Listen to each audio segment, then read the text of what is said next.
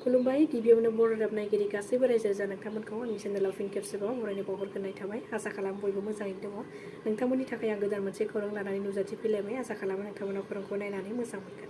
बर'फोरनि आंगो बैसागु फोरबोआ सफैनो गेजेराव आरो बारा सम गैलिया। बेनि गेजेरावनो बर' हारिनि सुबुंफोरखौ बैसागुनि गिबि 7 सानाव बर'नि दोरोङारि गाननाय जोमनायफोरखौ गाननो थाखाय खावलायदों दुलाराय बर' फरायसा आफाद एबा एबसुआ। मख'नो गोनांदि बैसागुनि गिबि 7 सानाव बर'फोरखौ गावबा गाव गामि आरो ओनसोलजों लोगोसे अफिस, स्कुल, कलेज, सोलोंथायारि फसंथानफोर, गुबुन जायगायाव दावबायनाय समावबो बर'नि दोरोङारि गाननाय जोमनायखौ गाननो थाखाय बर' रायजो राजाफोरखौ खावलायहरदों दुलाराय बर' फरायसा आफादनिफ्राय। बे खौरांखौ गामि गामि खना खनला रायजो जानाय बर'फोरखौ मानिनो थाखाय फोसावदों होननानै फोरमायथिदों एबसुनि लोगो गाहाय नेथारि दिनेश ब्रह्म बिथाङा। बड'लेण्ड सोमावसारनायाव गिबिसिनै गावनि जिउखौ बावसोमग्रा मुंख्लं सुजित नार्जारिनि मुङै मोनसे पार्क आरो मुसुखा बानायनो थाखाय अन्थाइ खाम्फा गायसनदों बिटिआरनि सिएम प्रमद बर' बिथाङा। मैया क'क्राझार जिल्लानि पाथिपारायाव बे मुंख्लं सुजित नार्जारिनि गोसोखांथि बादियै बे अन्थाइ खाम्फाखौ गायसननाय जायो।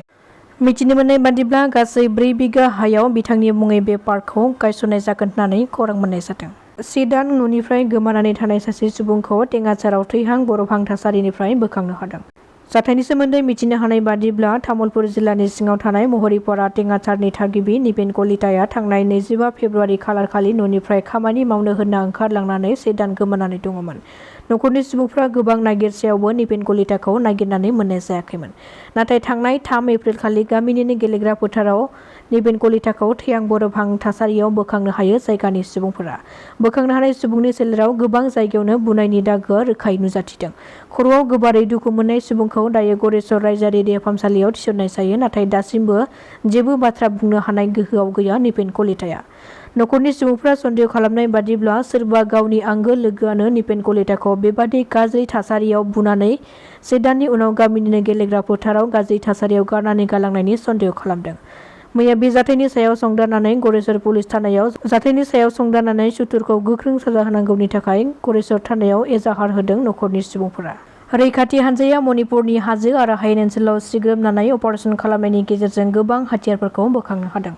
मिथिनो हानाय बादिब्ला बोखांनो हानाय हाथियारफोरखौ लाइलंका गामिनि तांजिं हाजोनिफ्राय लानानै चुराचान्दपुर जिल्लानि नालन आरो इम्फल इस्ट जिल्लानि कैरंबांकेम गामि आरो साखाथियावनो थानाय नगारियान हिल्स रेन्ज हाजो जायगा आरो कांपपकि जिल्लानि एनगलजों आरो 0 पइन्टखौ फोनांजाबग्रा ओनसोलफ्राव सिग्रोमनायनि गेजेरजों बेफोर जायगायाव अपारेसन खालामनायाव AK-47.303 राइफल्स आरो 12 गान गुलि बारुद बायदिखौ बोखांनो हानायजों लोगोसेनो 2 सुबुंखौबो खानो हादों। बेजों लोगोसेनो बिसोरनिफ्राय गंसे गारि आरो 2 मबाइल फनबो बोखांनो हादों होननानै रिपर्टआव मोननाय जादों। सनितपुर जिल्लानि सिङाव थानाय सारिदुवार हालामनि 1 नं जयन्तपुर गामिनि जोंसार बसुमतारिया गोजान जायगायाव खामानि मावहैनानै रां आरजिनानै न'फारसे फैफिननानै गामियावनो थानानै गावनि जिउखौ खुंनो थाखाय फालांगि खालामनो साननाया फैमाल जादों।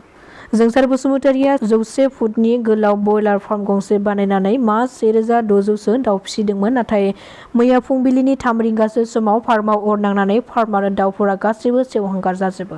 बे जाथाया सोरनिबा खैसार खामनाय ना जाब्रबथाय बेनि बागै दासिमबो गुमुर मोननाय जायाखै। मेघालयनि गाहाय नेहाथारि सैयद महम्मदनि गोथै सह'खौ उजबेकिस्ताननि गंसे हटेलनिफ्राय बोखांनो हादों। सुलुंनिफ्राय मिथिनो हानाय बादिब्ला उजबेकिस्ताननि कुवारायाव थानाय गंसे हटेलनिफ्राय बोखांनो हादों बिथांनि गोथै सह'खौ। मख'नो गोनांदि इन्डियान रेलवे ट्राफिक सार्भिसनि अफिसार बिबानाव थानाय सैयद महम्मदआ थांनाय 4 एप्रिलनिफ्रायनो एसियानि हादोराव दावबायहैदोंमोन। मिथिनो मोनबावनाय बादिब्ला फुंनि समाव हटेलनि खामानि मावग्राफ्रा फन खालामब्लाबो मोनैनि जाहोनाव बिथांनि रुमाव थांदोंमोन आरो बे नायहैनायावसो बिथांनि जिउ गैयै देहाखौ नुनो मोननाय जायो।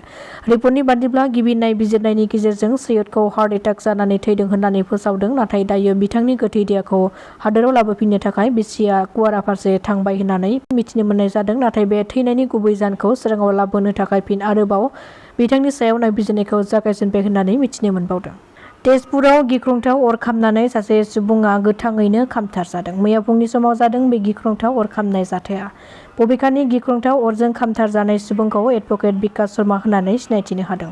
मिथिनो मोननाय बादिब्ला बिकास शर्माया मैया फुङाव उन्दुबाय थानायनिफ्राय सिखारनायनि सिगांनो बिनि न'आव गिख्रंथाव अरा खामदोंमोन। जेराव बे अर खामनायजों बिकास शर्मानि न'आ खामजोबनानै सेवहांगार जायो। नाथाय बे गिख्रंथाव अर खामनायनिफ्राय बिथांनि बिब'आ खुनुरोखोमै जिउ रैखा मोननो हायो। रिपर्टआव मोननाय बादिब्ला उननि समाव अर खोमोरग्रा हान्जाया जाथायजालियाव थांनानै अरखौ खोमोरनो हादोंमोनब्लाबो नाथाय बेनि सिगांनो बिकास शर्माया खामनानै सेवहांगार जालांबायमोन। नाथाय नाथाय बे अर खामनायनि गुबै जाहोनखौ दासिमबो मिथिनो मोननाय जायाखै। दासिमनि खौराङा एसेनोसै। नोंथांमोना खौरांखौ नायनानै मोजां मोनदोंब्ला चेनेलखौ साबस्क्राइब खालामनानै लानो हागोन। गोजोन्थों।